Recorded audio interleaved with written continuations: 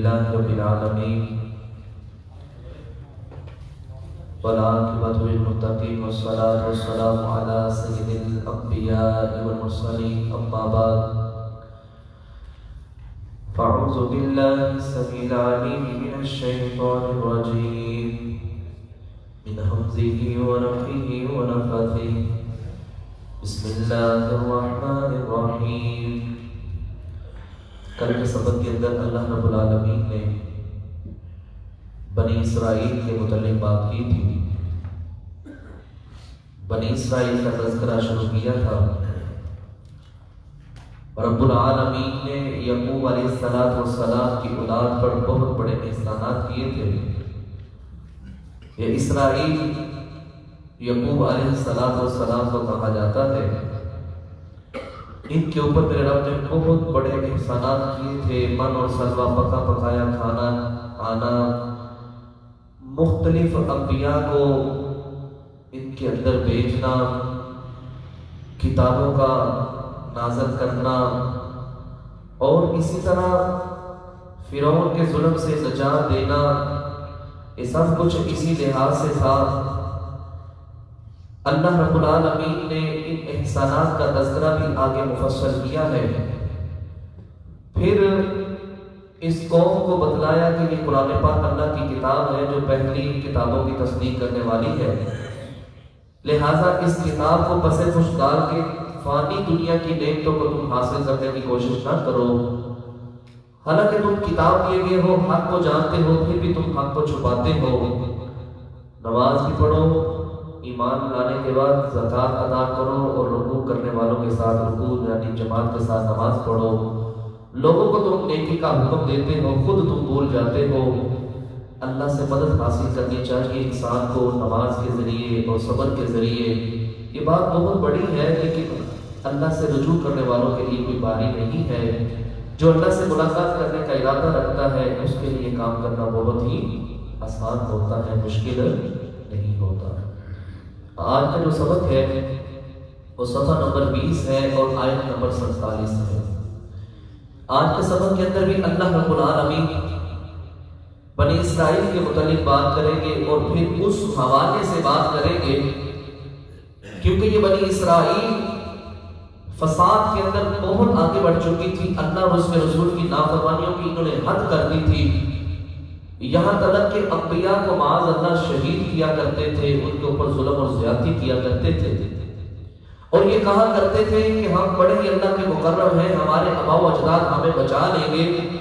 اس حوالے سے اللہ رب العالمین واضح بات کرے گا، مزید بات سبق کے اندر آئے گی۔ صفحہ نمبر 20 ہے اور آیت نمبر 47 ہے۔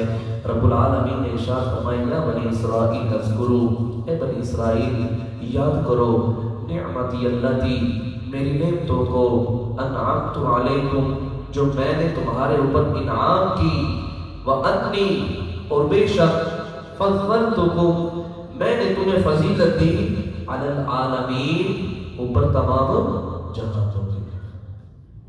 نبی علیہ السلام سے پہلے جتنے انبیاء آئے یہ بنی اسرائیل کے اندر سے آئے تھے، اور اللہ رب العالمین نے اس امت محمدیہ کے آنے سے پہلے جتنی قومیں گزری ہیں سب کے اوپر اللہ رب العالمین نے بنی اسرائیل کو فوقیت اور فضیلت عطا فرما رکھی تھی۔ فرمایا یہ بھی میرا تمہارے اوپر بہت بڑا احسان ہے کہ کائنات کے اندر میں نے تمہیں لوگوں کے اوپر فضیلت عطا فرمائی۔ آگے فرمایا واتقوا، ڈر جاؤ، یومن، اس دن سے، لا تجزی، نہیں فائدہ دے گی، نفس، کوئی جان، عن نفس، کسی جان کو۔ اللہ اکبر۔ تم جو کہتے ہو کہ ہمارے آباء و اجداد ہمیں بچا لیں گے، یہ بات یاد رکھیے، یہ قیامت کا دن اتنا ہولناک دن ہوگا، یوم لا تجزی نفس عن نفس، کوئی جان کسی جان کے کام نہیں آئے گی۔ اس دنیا کے اندر سب سے مضبوط رشتہ، سب سے بڑا رشتہ والدین کا بچے کے ساتھ ہوتا ہے، اور بچے کا والدین کے ساتھ ہوتا ہے۔ رب العالمین واضح طور پہ قرآن کے اندر ارشاد فرماتے ہیں، یا ایھا الناس اتقوا، اے لوگو ربکم واخشوا یوما لا یجزی والد عن ولدہ ولا مولود هو جاز عن والدہ شیئا. لوگوں اس دن سے ڈر جاؤ اپنے رب سے جس دن باپ اپنے بیٹے کے کام نہیں آئے گا, جس دن بیٹا اپنے باپ کے کام نہیں آئے گا. یوم یفر المرء من اخیہ وامہ وابیہ وصاحبتہ وبنیہ. بیٹا باپ سے دور بھاگے گا, بیٹا ماں سے دور بھاگے گا, اپنی بیوی کو چھوڑ دے گا, اپنے بچوں کو چھوڑ دے گا. لِكُلِّ امْرِئٍ مِّنْهُمْ يَوْمَئِذٍ شَأْنٌ يُغْنِيهِ. ہر انسان کو اس دن اپنی ہی اپنی پڑی ہوئی ہوگی. يَوْمَ لَا تَمْلِكُ نَفْسٌ لِنَفْسٍ شَيْئًا وَالْأَمْرُ يَوْمَئِذٍ لِلَّهِ. اس دن سوائے اللہ کے حکم کے کسی کا حکم نہیں چلے گا, اور اس دن کوئی جان کسی دوسری جان کے فائدے یا اس کو بچانے کے لیے کچھ بھی نہیں کر پائے گی.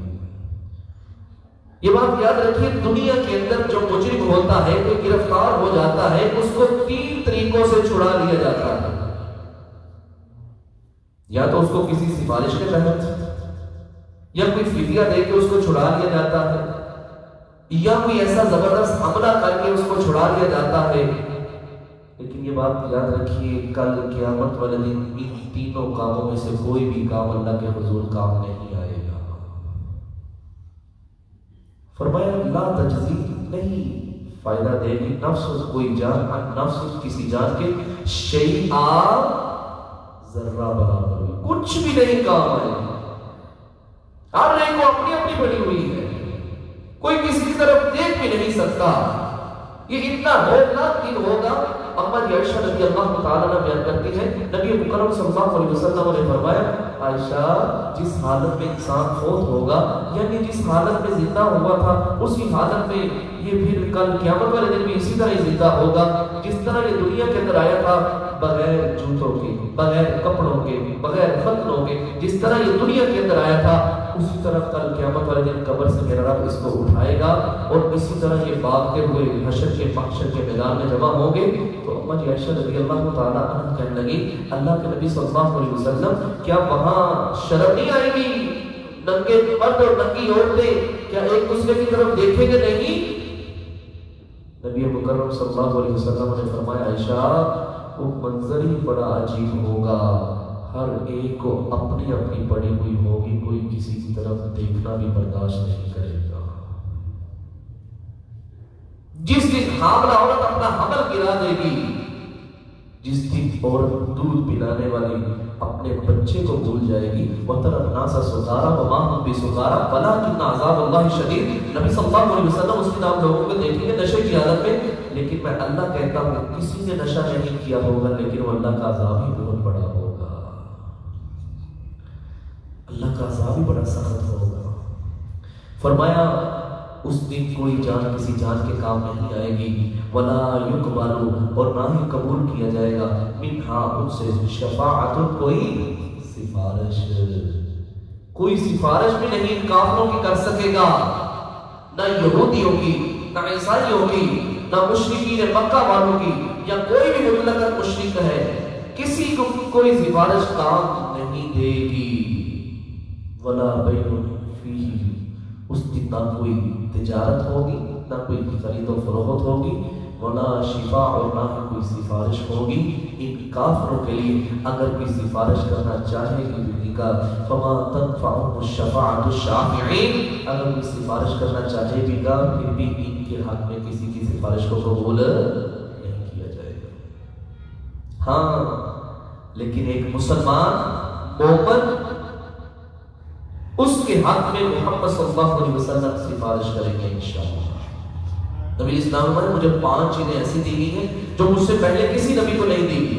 اس میں سے ایک چیز یہ ہے کہ کل قیامت والے دن اللہ رب العالمین مجھے شفاعت کرنے کا حق عطا فرمائے گا, اور ایک حد تک اللہ مجھے سفارش کرنے کا کہے گا, اور میں لوگوں کی سفارش کروں گا. اور پھر جب مجھے اللہ حکم دے گا بس اب کسی کے متعلق سفارش نہیں کرنی, تو میں پھر کسی کی سفارش اس کے بعد نہیں کروں گا. کافروں کو کسی کی سفارش بھی نہیں بچا سکے گی. فرمایا عدل, کوئی فدیہ بھی ولا یؤخذ اور نہ ہی پکڑا جائے گا منہا ان سے عدل کوئی فدیہ، بطور فدیہ دے کے کسی چیز کو اپنے آپ کو نہیں بچا سکیں گے۔ اللہ رب العالمین سورہ آل عمران کے اندر فرماتے ہیں ان الذین کفروا وماتوا وهم کفار فلن يقبل من احدهم ملء الارض ذهبا ولا افتدى به۔ اللہ فرماتا ہے کوئی اس حالت میں مر جاتا ہے، کفر کی حالت میں اس دنیا سے جاتا ہے، اگر زمین و آسمان کے درمیان جتنا خلا ہے سونے اور چاندی کا بھر کے اللہ کو دے دے کہ اللہ مجھے جہنم سے بچا لے، تو اللہ فرماتا ہے فَلَن يُقْبَلَ مِنْهُ، میں اس سے اس فدیے کو قبول نہیں کروں گا، فدیہ بھی اللہ قبول نہیں کرے گا۔